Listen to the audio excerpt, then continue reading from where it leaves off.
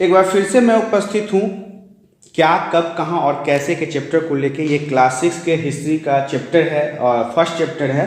इससे पहले वाले 2 वीडियोज़ में मैंने आपको चैप्टर को अच्छे से समझा दिया था, उसके बाद मैंने इसके प्रश्न उत्तर को करवा दिया था, लेकिन इससे भी मेरा दिल नहीं भरा। तो मैं अब आप सभी के लिए इसके इम्पोर्टेंट MCQ लेके आ गया हूँ, क्योंकि जैसा कि अभी आप सभी को पता होगा कि आपके जितने भी सीनियर क्लास के बच्चे हैं वो 9th 10th 11th 12th हो, तो उनके क्लास में MCQ बेस्ड टेस्ट लिया जा रहा है। तो कब आपके भी टेस्ट आ जाएं और आपको ये तैयारी करनी पड़ेगी, तो इसके लिए मैंने आपके लिए पहले से तैयार करके रखा है। तो आइए आज हम कुछ इसके इम्पोर्टेंट MCQ के बारे में जान लेते हैं, जो आपके एग्जाम के लिए बहुत ही बेहतर होने वाला है। आइए शुरुआत करते हैं पहले MCQ से। पहला MCQ क्या कहता है कि 8000 वर्ष पूर्व सबसे पहले किन फसलों की खेती शुरू की गई थी। तो 8000 वर्ष पहले जो सबसे पहले फसल की खेती शुरू की गई थी वो था गेहूं और जौ। Option 1 is the right answer. Next question की तरफ बढ़ते हैं। अगला क्वेश्चन कहता है भारत के मध्य में स्थित पहाड़ियां कौन सी है। तो भारत के मध्य में जो पहाड़ियां स्थित है उसका नाम है विंध्य। आपने सुना होगा विंध्य, हिमाचल, यमुना, गंगा। तो ये विंध्य जो है वो भारत के मध्य में उपस्थित है। Option B is the right answer. Next question है भारत के उत्तर पूर्व में स्थित पहाड़ियां कौन सी है। भारत के उत्तर और पूर्व में अगर पहाड़ी है वो है गारो। ऑप्शन सी जो है वो इसका सही उत्तर है। नेक्स्ट क्वेश्चन कहता है जो नदियां एक बड़ी नदियों में मिल जाती हैं उसे हम क्या कहते हैं। उसे हम सहायक नदियां कहते हैं। Option B is the right answer. आइए हम नेक्स्ट क्वेश्चन की तरफ बढ़ते हैं। सिंधु की सहायक नदी कौन सी है। तो सिंधु की सहायक नदी सतलुज भी है, ब्यास भी है, रावी भी है, मतलब उपरोक्त सभी। ऑप्शन डी जो है इसका वो सही उत्तर होगा।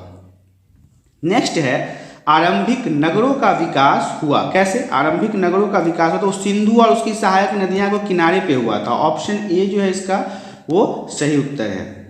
नेक्स्ट क्वेश्चन की तरफ बढ़ते हैं। सिंधु और उसकी सहायक नदियों के किनारों पर आरंभिक नगरों का विकास हुआ था लगभग कब। तो वो हुआ था 4000 वर्ष पूर्व।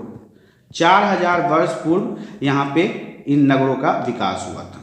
नेक्स्ट क्वेश्चन है गंगा व इसकी सहायक नदियों के किनारे नगरों का विकास हुआ कब हुआ। 2500 वर्ष पहले, 2500 ईयर्स बिफोर। नेक्स्ट क्वेश्चन देखते हैं गंगा की सहायक नदियां कौन सी है। तो गंगा की सहायक नदियां इसमें आपको यमुना मिलेगा, क्योंकि नर्मदा नहीं है, तापी नहीं है और उपरोक्त सभी नहीं है। तो ये ऑप्शन ए जो है इसका वो सही उत्तर है। नेक्स्ट क्वेश्चन कहता है गंगा के दक्षिण में स्थित पहला राज्य कौन सा है। वो है Magadh. Option C is the right answer और यही सबसे बड़ा राज्य भी था गंगा के किनारे। अब आइए नेक्स्ट क्वेश्चन की तरफ बढ़ते हैं। पांडुलिपियां लिखी जाती थी कहाँ पे। तार पर और भोजपत्रों पर। Option A is the right answer. Next question कहता है इंडिया शब्द इंडस से निकला है जिसे संस्कृत में क्या कहा जाता है। उसे संस्कृत में सिंधु कहा जाता है। ऑप्शन बी जो है इसका सही उत्तर है। नेक्स्ट क्वेश्चन है ऋग्वेद की रचना कब हुई थी। ऋग्वेद की रचना लगभग 3500 वर्ष पूर्व हुआ था। ऑप्शन ए जो है इसका वो सही उत्तर है। नेक्स्ट है अतीत का अध्ययन करने वाले को क्या कहा जाता है। अतीत के अध्ययन करने वाले को हम इतिहासकार कहते हैं। Option D is the right answer. Next है प्राचीन सिक्कों, खंडहरों, अवशेषों का अध्ययन करने वाले को क्या कहा जाता है। उसे पुरातत्वविद कहा जाता है। Option B is the right answer. Next है ऐतिहासिक जानकारी का स्रोत क्या है। तो ऐतिहासिक जानकारी कहने का मतलब है कि पुरानी चीज़ों को यदि आप जानना चाहते हैं तो उसके स्रोत क्या हैं। उसके स्रोत है प्राचीन पुस्तकें, सही है। प्राचीन पुस्तकों के अवशेष, ये भी सही है। अभिलेख और पांडुलिपियां, ये भी सही है। मतलब उपरोक्त सभी जो है इसके सही उत्तर है। प्राचीन काल में कौन अपने कार्यों का लेखा जोखा रखता था। प्राचीन काल में शासक जो थे, राजा जो थे, जो किंग हुआ करते थे कहीं के, वो अपने कार्यों का लेखा जोखा रखा करते थे। ठीक है। नेक्स्ट क्वेश्चन की तरफ बढ़ते हैं। अगला क्वेश्चन कहता है ईसा पूर्व और ईस्वी का संबंध किसके जन्म से है। तो इन दोनों चीज का जो संबंध है वो प्रभु ईसा मसीह से है। ईसा मसीह का नाम सुना होगा आपने, यीशु, गॉड। तो इनका संबंध जो है इन्हीं के जन्म से है। इन्हीं के जन्म और बाद के समय को हम लोगों ने तारीख ईसा पूर्व और ईस्वी मान लिया है। नेक्स्ट क्वेश्चन कहता है मिस्र की सभ्यता कितनी पुरानी है। तो मिस्र की सभ्यता की बात अगर की जाए तो मिस्र की सभ्यता लगभग 5000 वर्ष पुरानी है। Option C is the right answer.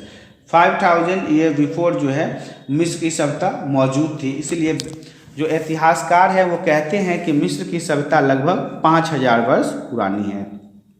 Next question है किस शासक ने बड़ी संख्या में अभिलेख लिखवाए। वेरी वेरी इंपॉर्टेंट, ये आईएएस, यूपीएस, बीपीएस सब जगह पूछा जाता है।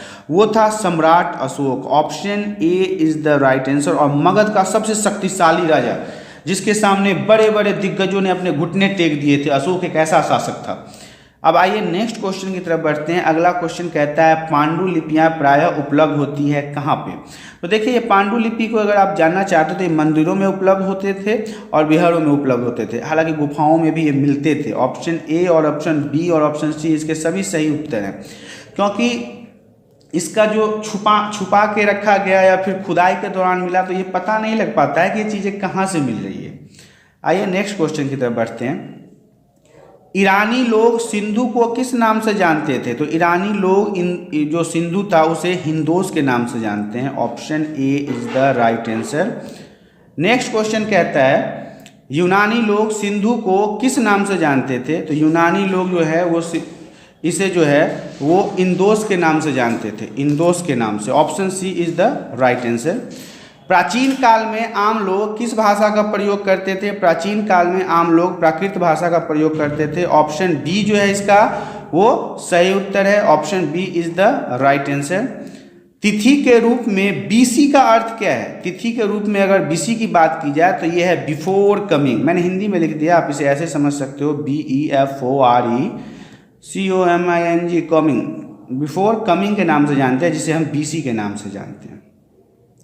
आइए अब नेक्स्ट क्वेश्चन की तरफ बढ़ते हैं। अब हालांकि कोई क्वेश्चन है नहीं तो मैं यहाँ पे आपको बता दूँ, यदि आपको वीडियो को समझने में किसी भी प्रकार की परेशानी हो रही है या कोई क्वेश्चन आप नहीं समझ पा रहे हैं तो आप हमें कमेंट करके ज़रूर बताएं, जिससे मुझे पता चले कि आपको कौन सा पार्ट कहाँ पे समझ में नहीं आया।